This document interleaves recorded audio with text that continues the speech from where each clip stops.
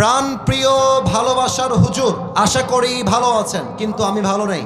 আপনি বলে থাকেন যাকে ভালোবাসো তাকে বিয়ে করো। আমি নাউজুবিল্লাহি মিন যালিক। না, এটা একটা না, এটা একটা মেয়ের পাঠানো চিঠি। হ্যাঁ, না না, এটা এটা এখানে মিডিয়া আছে না ভাইজান, বলেন। সে একটা প্রপোজাল মূলক কথা লিখেছে, এটা মিডিয়াতে যাওয়া যাবে না। আমাদের দর্শনের একটা সুনাম আছে, আমরা চাই না এই সুনামটা নষ্ট হয়ে যাক, ঠিক কিনা বলেন? প্রিয় বোন, আমার পেছনে লাইন দিয়ে লাভ নেই, আপনি অন্যদিকে যান। আল্লাহ আপনাকে দিনদার নেককার স্বামী দান করুক। পড়েন সবাই আমিন। হুজুর, আমি আমার জীবনে 9টা মেয়েকে বাড়ি থেকে পালিয়ে নিয়ে এসে বন্ধুদের সাথে বিয়ে দিয়েছি, কারণ তাদের মধ্যে হারাম সম্পর্ক ছিল এবং তাদের পরিবারের কেউ তাদেরকে বিয়ে দিতে রাজি ছিল না। মেয়েগুলোর অন্য জায়গায় বিয়ে দিচ্ছিল, এই জন্য পালিয়ে নিয়ে এসে বন্ধুদের সাথে বিয়ে দিয়েছি। এতে কি আমি পাপ করে ফেলেছি? এটা আমার না। আচ্ছা, রাগ করবা না, এটা আপনাদেরকে কে দিয়েছে? যুবকরা দিয়েছে এটা? আচ্ছা, যুবকরা দিয়েছে। মহান ব্যক্তি মনে হয় এখানে উপস্থিত রয়েছেন।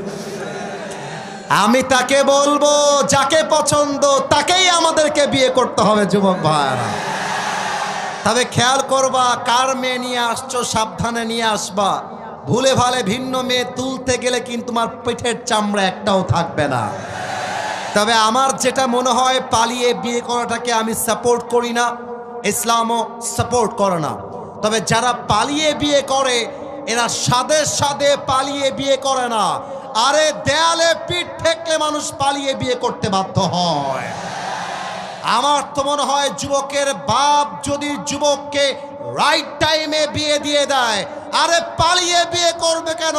ধুমধাম করে সবার সামনে বিয়ে হবে। এখন দেখা যায় যুবকটা বিয়ে করতে চায়, বাপ বলে তুই তোর নিজের পায়ে দাঁড়িয়ে তারপরে বিয়ে করবি।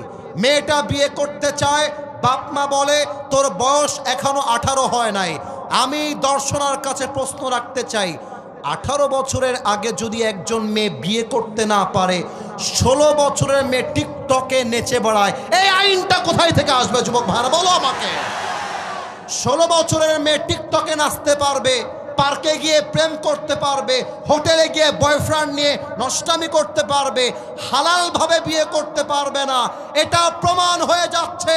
পার্লামেন্ট চলছে আল কোরআন দিয়ে নয়, পার্লামেন্ট চলছে পশ্চিমা আমেরিকার সভ্যতা দিয়ে। যুবক ভাইরা আমার, আল্লাহ যুবকদেরকে হালালভাবে বিয়ে করার তৌফিক দান করে। পড়েন সবাই আমিন। আল্লাহ বলছেন, প্রত্যেকটা উম্মতের জন্য আমি আল্লাহ রাব্বুল আলামিন একটা নির্দিষ্ট সময় সীমা বেঁধে দিয়েছি। সময় যখন চলে আসবে, এক মুহূর্ত আগেও হবে না, এক মুহূর্ত পরেও হবে না। রাইট টাইমে মালাকুল মউতকে পাঠিয়ে দিবে একজন। তিনি কে? আপনারা কি বগুড়া জেলা একটা নাম আছে, নাম শুনেছেন? বগুড়া, মাশাআল্লাহ। নওগাঁ নামে একটা জেলা আছে, নাম শুনেছেন কেউ কেউ? বগুড়া এবং নওগাঁ দুইটা পাশাপাশি একটা জেলা। আমার মাহফিল ছিল বগুড়াতে। বগুড়ায় মাহফিল করে আমি যাচ্ছিলাম রাজশাহীর দিকে। আমার মাঝখানে পড়েছে নওগাঁ জেলা। আমার ডান হাতের দিকে একটু সবাই খেয়াল করবেন, আমার ডান হাতের দিকে হাত তুলতে হবে না। আমাদের যে বিশ্ব রোডগুলো আছে, highway road, bypass road, whatever, রাস্তার উপরে বিট থাকে, স্পিড ব্রেকার থাকে, থাকে না ভাইজান? স্পিড ব্রেকার উঁচা উঁচা বা অনেক সময় ঢেউ ঢেউ দেওয়া। আপনারা খেয়াল করবেন, স্পিড ব্রেকারের কাছে গাড়ি যদি আপনি ব্রেক না করেন, গাড়িটা উল্টায় যেতে পারে স্পিড ব্রেকারে ধাক্কা লাগবে। তো আমাদের ড্রাইভার সাহেব রাত বাজে 1 থেকে 2টা উনি গাড়ি চালাচ্ছিলেন, কিন্তু সামনে যে স্পিড ব্রেকার আছে উনি খেয়াল করেন নাই। গাড়ি ছিল 100-তে কিংবা 105-এ, খুব স্পিডে গাড়ি চলতেছে। উনি সামনে যখন স্পিড ব্রেকার রাতের অন্ধকারে দেখতে পেরেছেন, ঠাস করে ব্রেক দিয়েছেন।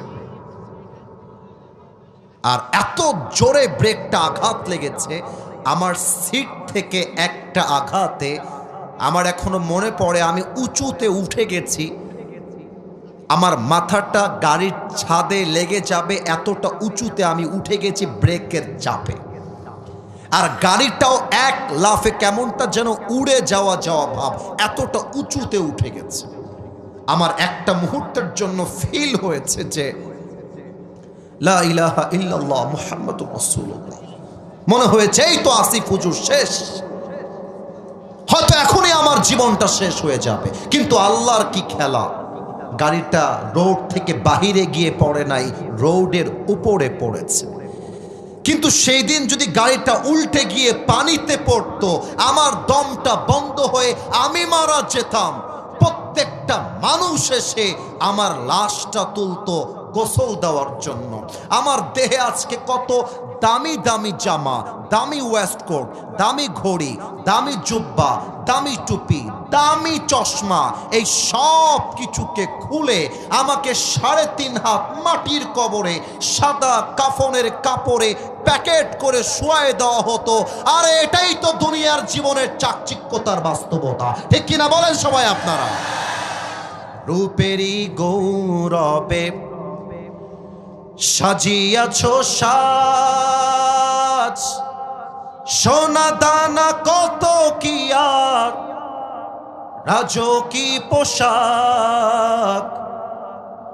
যেদিন প্রাণ চলে যাবে সবই পড়ে রবে, প্রাণ চলে যাবে সবই পড়ে রবে। গায়ে দেবে মার কিনো থন রে মোনা আমার, কেন বাঁধো দালান ঘর, ঠিক কিনা বলেন? জাস্ট একটা কলি যদি আপনারা দর্শনাবাসী পারেন, আমার সাথে গান, পুরো দেশ আমাদের এই গানটা আগামীকাল শুনবে, একটা কলি আমার সাথে গাইবেন, আমার কোনো চাওয়া পাওয়া নেই। একসাথে একদিন মাটির ভেতরে কেন বাঁধো দালান ঘর, ঠিক কিনা? দেহ তোমার চরম চর গলে পচে যাবে, শিরার উপর শিরাগুলি ছিন্ন ভিন্ন হবে। মন্ড মিরু দণ্ড সবই হবে খণ্ড খণ্ড, মন্ড মিরু দণ্ড সবই হবে খণ্ড খণ্ড। পড়ে রবে মাটির উপরে মোনা আমার, কেন বাঁধো দালান ঘর। একসাথে একদিন মাটির ভেতরে কেন বাঁধো দালান ঘর, ঠিক কিনা বলে? আমার আল্লাহ রাব্বুল আলামিন বলেন, ওয়ামাল হায়াতুদ দুনিয়া ইল্লা মাতাউল গুরুর। This life of this world is nothing more than play and entertainment. এই দুনিয়ার জীবনটা একটা চাকচিক্যতা ছাড়া, ধোঁকা ছাড়া আর কিছু হতে পারে না। আজকে হাজারো যুবক আমার মাহফিলে এসেছে। আমার একটা তাবলীগের জামাতের সাথে সম্পর্ক ছিল। আমি মসজিদ থেকে তাবলীগের দাওয়াতের জন্য একদিন বিকালবেলা বের হয়েছিলাম 3 দিনের জন্য। আমার ওই কথাটা এখনো কলিজায় গেঁথে আছে, তাই আমি আয়াতটা তেলাওয়াত করার পরেই মনে পড়ে গেল। আপনারা যারা মাদ্রাসায় পড়েছেন কিংবা স্কুলে পড়েছেন কিংবা যারা মসজিদে তাবলীগ জামাতকে দেখেছেন, দেখবেন আসরের নামাজের পরে সবাই বাহিরে দাওয়াত দেওয়ার জন্য বের হয়। আমি কি কথা ভুল বললাম না ঠিক বললাম ভাইজান? তো আমি তখন এতটা ফেমাস ছিলাম না কিংবা আমাকে কেউ চিনতো না, সত্য কথা। তো আমি যখন দাওয়াত দেওয়ার জন্য রাস্তায় বের হলাম, বিশাল বড় একটা মাঠ, যুবকরা ফুটবল খেলতেছিল। আমিরে জামাত, আমাদের তাবলীগের যিনি জামাতের আমির ছিলেন, উনি বললেন, যুবক ভাই আমার, মাগরিবের নামাজের পরে ঈমান এবং আমলের বিশেষ ওয়াজ হবে, আপনি আমাদের সঙ্গে চলেন, মাগরিবের নামাজটা একসাথে পড়বেন। দাওয়াত দেওয়া হলো। প্রথম কথাই সে বলল যে হুজুর আমাকে দাওয়াত দিলে আপনার সামনে যান, রুড হয়ে, খারাপভাবে। তো আমির সাহেব বিনয়ের সাথে বললেন, কেন ভাইজান, আপনাকে নামাজের দাওয়াত দেওয়া যাবে না কেন?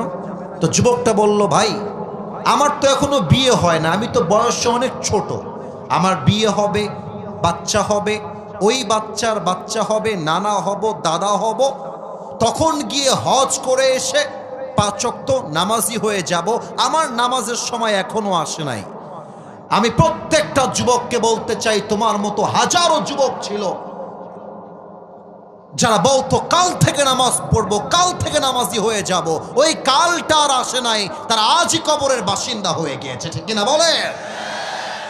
আল্লামা ইকবাল রহমতুল্লাহি আলাইহি লিখেছেন, হুয়ে নামওয়ার বেনিশা कैसे कैसे, ये जमी खा गई नौजवा कैसे कैसे, ये जगह जी लगाने की दुनिया नहीं है, ये इबरत की जा है तमाशा नहीं है, तुझे पहले बचपन ने बरसों खिलाया, जवानी ने फिर तुझको मजनू बनाया, अजल तेरा कर देगी बिल्कुल सफाया, मेरे दोस्त ये जगह जी लगाने की दुनिया नहीं है, ये इबरत की जा है तमाशा नहीं है।